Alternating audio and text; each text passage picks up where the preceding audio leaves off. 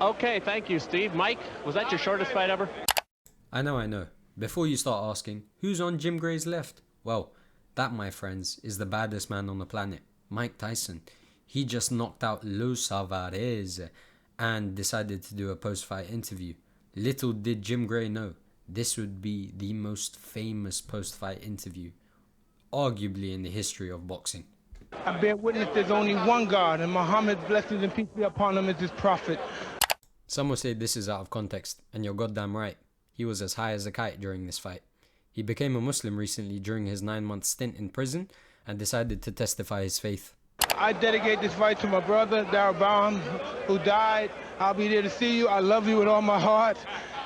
Now here you can see Mike is very emotional about Darabam. Now, who is that? Well, Darabam was Mike Tyson's bodyguard and was hired to shoot 50 Cent. 50 Cent recovered, and 2 weeks later, Darabam got shot. Not that anyone should care, but 50 decided to make this little album. It's kind of unknown, but yeah, it's just an album after being shot. All praise be to my children. I love you. Oh God, man, what? Is this your shortest fight ever? In any time, amateur, professional, ever? Assalamu alaikum, Maida. I don't know, man. Yeah, Lennox Lewis. Lennox, I'm coming for you. Mike, is it frustrating to train like you did and then have this in 7 or 8 seconds? For this fight, I only trained probably 2 weeks or 3 weeks for this fight. I had to bury my best friend, and I dedicated this fight. I wasn't going to fight. I dedicated this fight to him. If you really stop and just think about this whole interaction, it is so sad. He's still suffering with the loss of his mentor. He's suffering through the loss of his close friend. And he's going through several problems. Like, even here, he says he's got a broken back. He's just such a gangster, but he pushes through. And it just results in the next 30 seconds of being the most amazing piece of footage ever seen on camera. I was going to rip his heart out. I'm the best ever. I'm the most brutal and vicious and most ruthless champion there's ever been. There's no one can stop me. Lennox is a conqueror. No, I'm Alexander. He's no Alexander. I'm the best ever. There's never been anybody as ruthless. I'm Sonny Liston. I'm Jack Dempsey. There's no one like me. I'm from their cloth. There's no one that can match me. My style is impetuous. My defense is impregnable. And I'm just ferocious. I want your heart. I want to eat his children. Praise be to Allah. Wow. I'm not gonna lie, every time I watch that, I get the same reaction. That same feeling in my chest, like a genuine sense of power. Like, you can tell this guy's serious.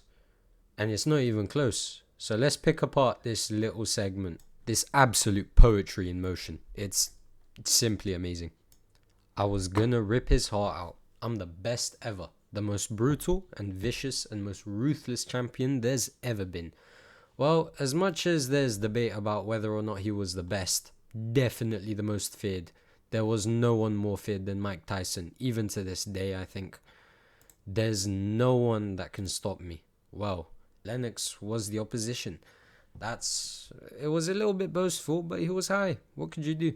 Lennox is a conqueror, and here we see the mention of Lennox. No, I'm Alexander. He's no Alexander. He's talking about Alexander the Great. A sensational person to learn about. I'm the best ever. There's never been anybody as ruthless. Can't argue with the ruthlessness. I'm Sonny Liston. I'm Jack Dempsey. There's no one like me. I'm from their cloth. Now, those are the real villains of boxing. Those are the guys that everyone wanted to beat. For Sonny Liston, it was Muhammad Ali. He was the opposition. For Jack Dempsey, he wasn't even part of my time, man. I should do more research on him, but he was the first one to make $1 million fight. He was everything that the public and boxing needed. And being from their cloth, from being, hard as nails, that kind of thing.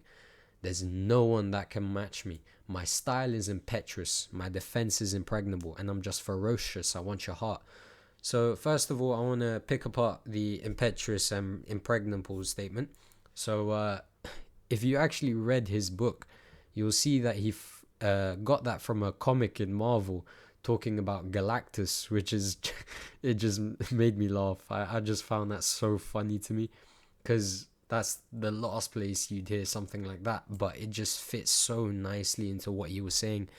And this whole bit about ferocious, I want your heart, he really wanted to sell that he was an actual animal, There was no one else like him. And really and truly, there's no one you can compare to Tyson. For the views, for the fans, for the fear factor, he really sold that.